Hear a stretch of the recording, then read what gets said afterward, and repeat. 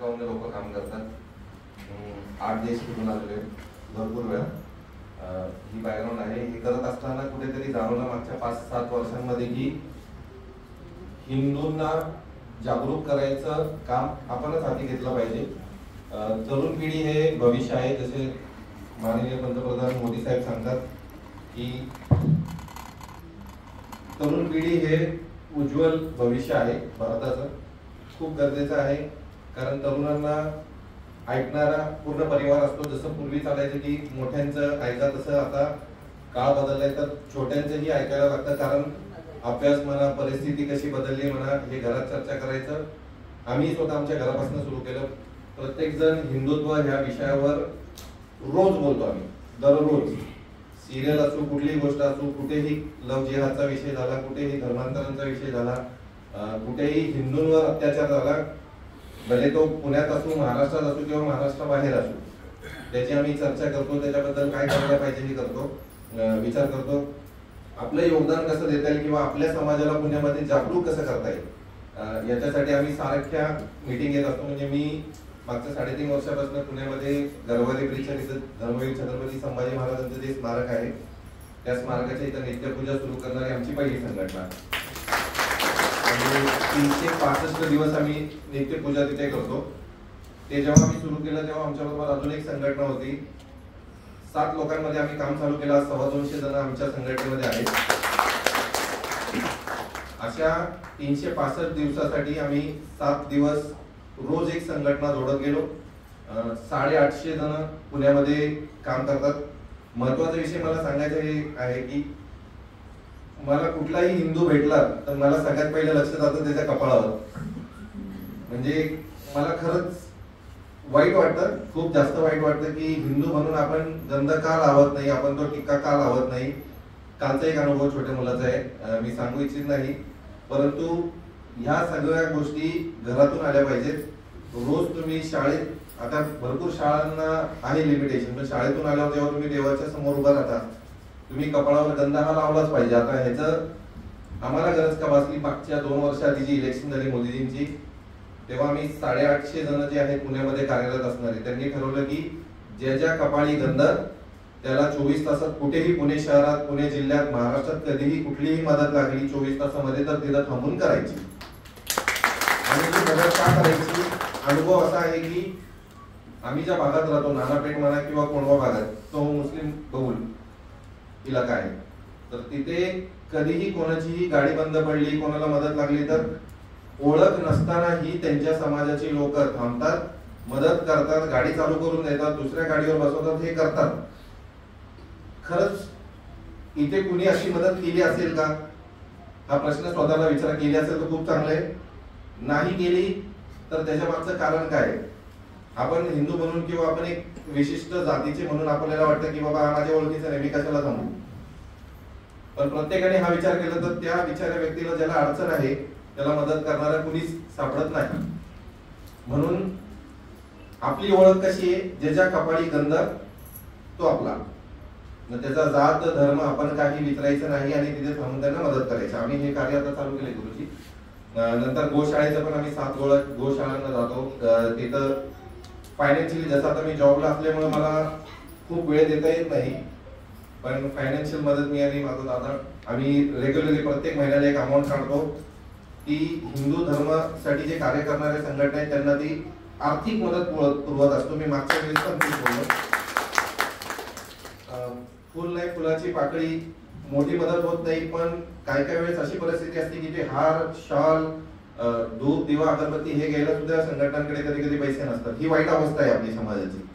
त्याच्यासाठी हे आम्ही जेव्हा जाणून घेतलं, त्याच्यानंतर आम्ही आता मागच्या 5 वर्षापासून प्रत्येक संघटनेला ज्या ज्या परीने मदत करता येईल ती करतो. आणि माझं एक आव्हान पण आहे प्रत्येकाला, प्रत्येकाने जसं इतर धर्मामध्ये 5% किंवा 10% तुमची जी कमाई असते वार्षिक, ती धर्म कार्याला देतात.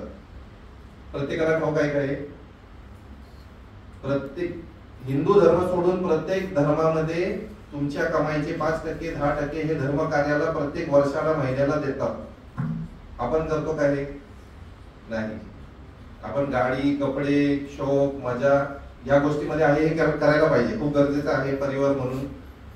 पण त्या ह्याच्यामधली एक ठराविक अमाऊंट आपण काढून प्रत्येक महिन्याला जे तुम्हाला वेळ नाही देताना तुम्ही आर्थिक मदत करा. आपल्या समाजामध्ये एवढी छान उत्कृष्टरित्या काम करणारी मुलं आहेत, मुली आहेत, ज्या हिंदू धर्माला पुढं नेण्याचं काम करतायत मोठ्या प्रमाणात, ज्यांना नोकरी नाही, व्यवसाय नाही, धंदा नाही, पण त्यांना आर्थिक मदत जर केली तर निश्चितच आपले हे कार्य जे आपण 2047 हिंदू राष्ट्र निर्माण करायचं म्हणतो हे निश्चितच लवकर होईल. कारण हे जे लोक आहेत ही प्रत्येक घराघरात जाऊन जागृती करत आहेत.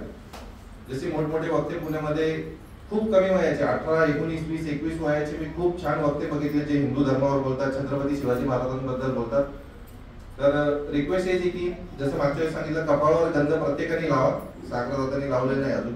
म्हणजे खूप लोक आहेत, मी मागच्या वर्षी सांगितलं की का हे लावायची गरज आहे. आपली ओळख हे आपला कपाळावरचा गंध आहे. असं मी जर दाढी वाढून असं फिरलो तर मला कुणी म्हणणार नाही की बाबा मी हिंदू आहे का नाही. त्याचा गर्व बाळगतो. माझा भाऊ आणि मी आम्ही कुठेही ऑफिसलाही जाताना गंध लावतो कंपल्सरी. भरपूर चर्चा झाली ऑफिसमध्ये की बाबा अचानक काय झालं गंध लावायला चालू केलं, पण माझ्याकडे बघून मी 7 जणांना मोटिवेट केलं आणि 7 जण आता माझ्या बरोबर ऑफिसमध्ये फ्लोअरवर तसाच गंध लावतात सुरुवात केली. आणि या मल्टीनॅशनल कंपनीमध्ये काम करत असताना एक कळालं की इतर धर्मियांचा कुठलाही महिना असो टोपी घालायला विसरत नाही. हे आम्ही बघितलंय की पॅन्ट खालून फोल्ड करायची, 2 इंच फोल्ड करायची विसरत नाही. हे पण आम्ही ऑफिसमध्ये बघतो. त्यांना जर लाज नाही फॉर्मल कपड्यावरती जर टोपी घालून वावरायची तर आपल्याला हा अभिमानाचा टिळा घेऊन फिरायची अजिबात लाज वाटलीच नाही पाहिजे. प्रत्येकाने गाडीमध्ये, घरामध्ये, म्हणजे आम्ही जसं गंधाच्या डब्याही जवळपास आम्ही 500-700 डब्या आतापर्यंत वाटल्या असतील मागच्या 2 वर्षामध्ये. किंवा तुमच्याकडे वेळ नसेल आलायला तर आम्ही तुम्हाला देतो. ऍटलीस्ट सुरुवात करा, कुठून तरी सुरुवात ही झाली पाहिजे.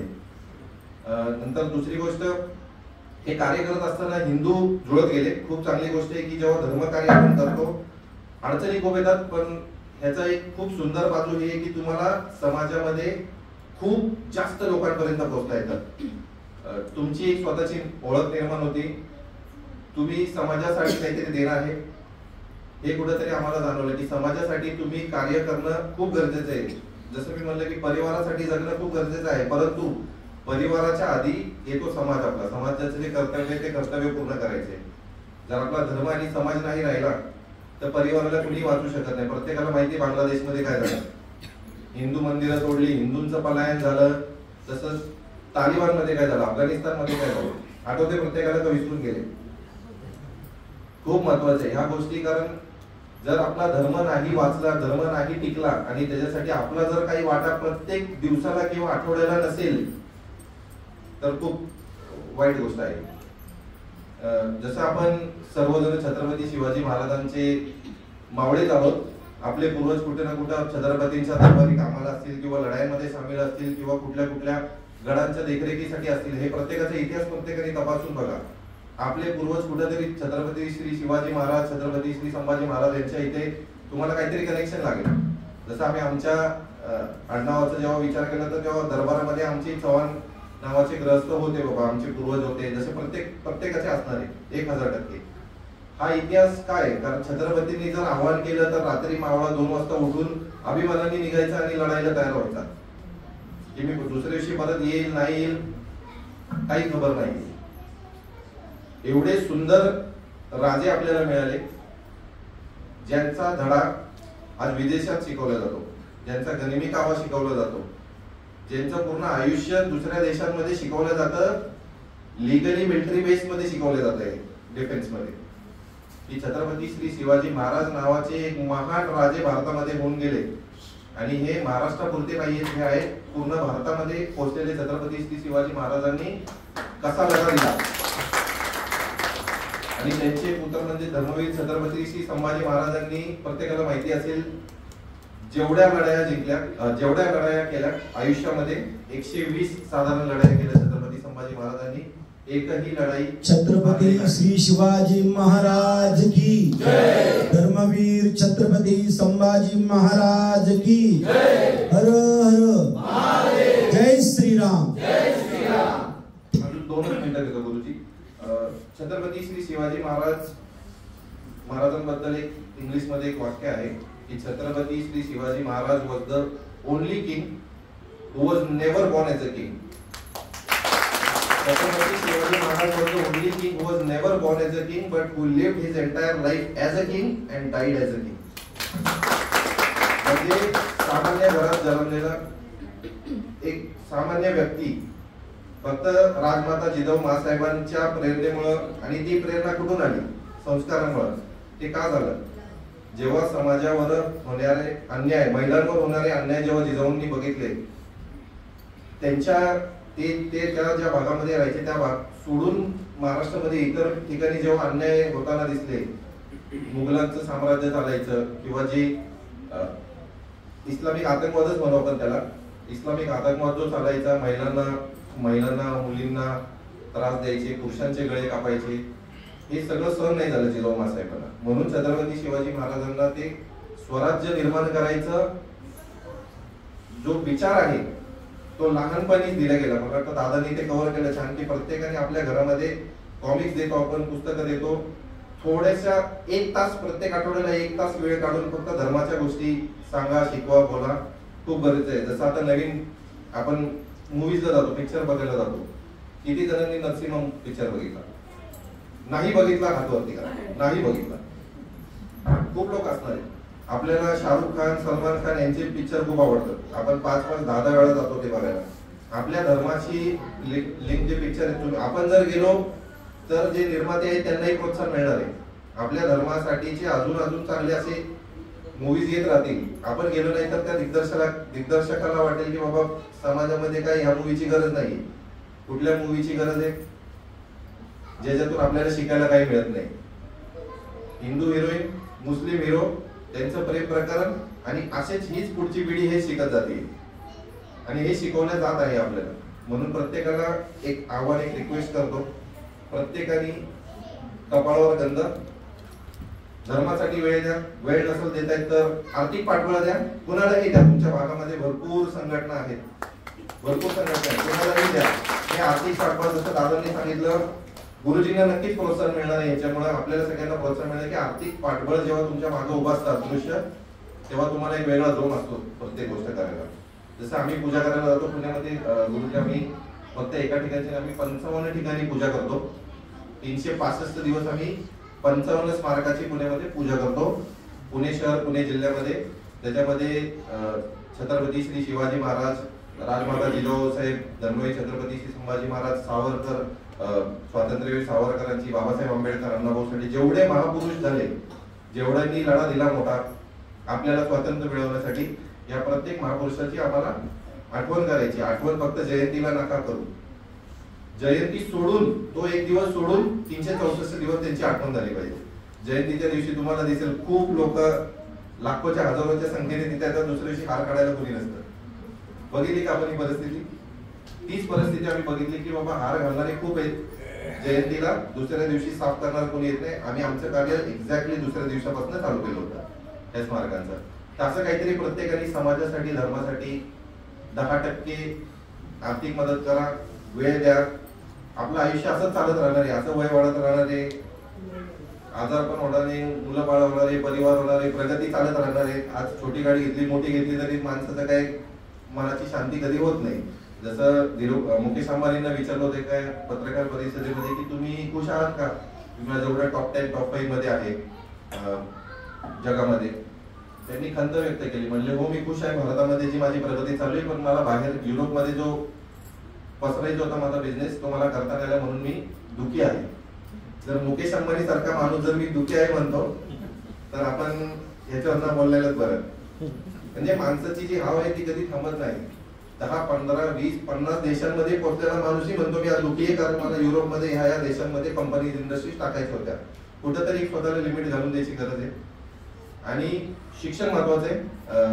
मी थोडासा आता राजकारणी लोकांबरोबरही थोडासा वावरतो, पण काही काही गोष्टीमध्ये मी त्यांच्याशी सहमत नाही. जसं मराठी हिंदीचा जो वाद पेटवला गेलाय तो करू नका.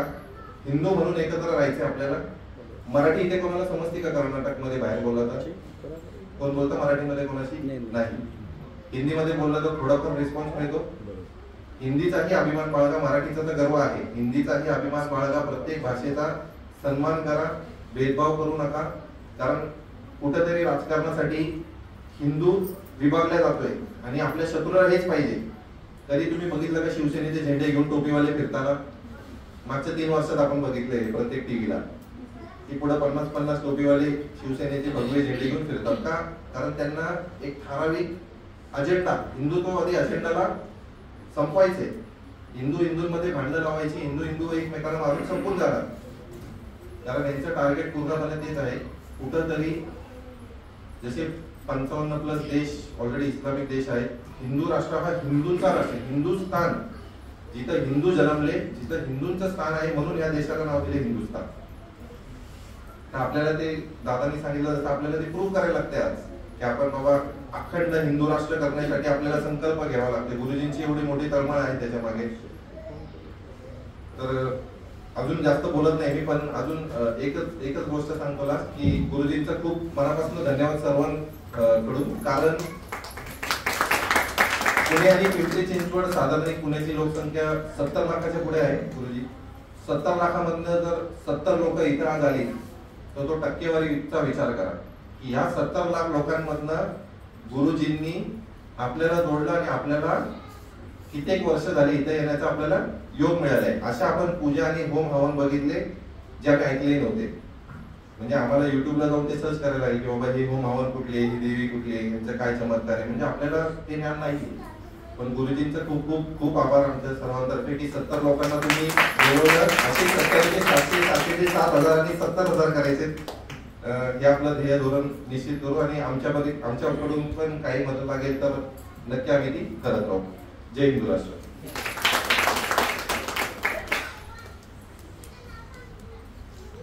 जय हिंदू राष्ट्र. प्रज्ञाप्री ज्ञानपीठाचे 2001 पासून ते 2023 पर्यंत 28,730 हे नोंदणीकृत भाविक आहे. पण त्यामध्ये राजसी आणि तामसी हे कमीत कमी 24,000च्या प्लस होते. सर्वांना ज्याला गुरुदेवांची भेट झाली, अनुग्रह त्यांचा आशीर्वादाने ज्याला कार्य चालू करताना ते 3,500 ते 3,000 वाढले आणि सर्वांना आम्ही ते संपर्क कमी करून टाकतो. पुढे त्यातले जे सिलेक्टेड ॲक्टर्स देव धर्म राष्ट्रासाठी येऊ शकतात. गर्दीपेक्षा गर्दीला महत्त्व आहे. छत्रपती शिवाजी महाराजांचा जो स्वराज्याची संकल्पना, मुठभर मावळे, प्रभू रामचंद्राची वानर सेना, संख्यापेक्षा आपण जे गर्दीनं आत्मिकतेने आलो हेच आपण बीज पुढे घेऊन गुरुदेवाने जे आपल्या हिंदू राष्ट्राचे जे बीज दिलं आहे ते आपल्याला पुढे वाढवायचं आहे. आता त्यानंतर आपले शुभांगीताई अतुल चव्हाण आपलं अभिप्राय आपण द्यायचा.